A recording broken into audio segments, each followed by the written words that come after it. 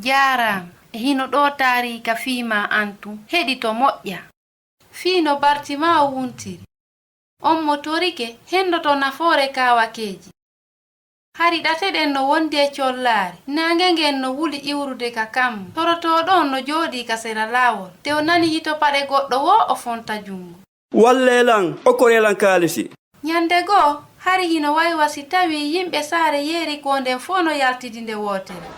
Ko honɗum waɗi? Ko Isa ɓiɗɗo Allah woni e feƴƴude, ɗum ko on yiɗuɗo yimɓe ɓen, sellinowo on nawnuɓe ɓen, wurnintina hay mayɓe ɓen. Bartimawo bunɗo heewi tamaw. Hara annabi Isa nanay hito makko, o noddiri ittiri ɓernde makko fof, on mo gite makko wawa yimde. Isa a faabotako lan yurminan. Woɓɓe heɗitinoɓe mo ɓe moni, sonkanimo kanko bunɗo.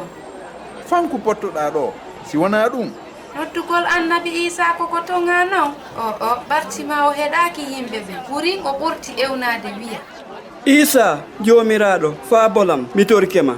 Annabi Isa heɗoto yimɓe ɓen fof, o heɗoto kadi tondeeji mon ɗi. Kitabul muqaddasi on holli wondema annabi Isa darti o yami. Addanelam bunɗo. On say Bartimawo dari yeeso ɓiɗɗo Allah o yi haalimo kono o de'iti mo wondi e hoolaare yeeso makko. O heɗiti hawa annabi Isa wonduka kange giggol. Bartimawo, ko honɗum faalaɗa e juuɗe am? Ko honɗum faalaɗa yo mi waɗane? Bartimawo miijaaki ko juuti, ko ɓurno faaleede ko wontanimo tornde. Jon an komi hettugiiɗe an ɗen. Ɓay annabi Isa nani faale makko o wiimo. Wuntu, pay a gonɗinilan mi sellinte.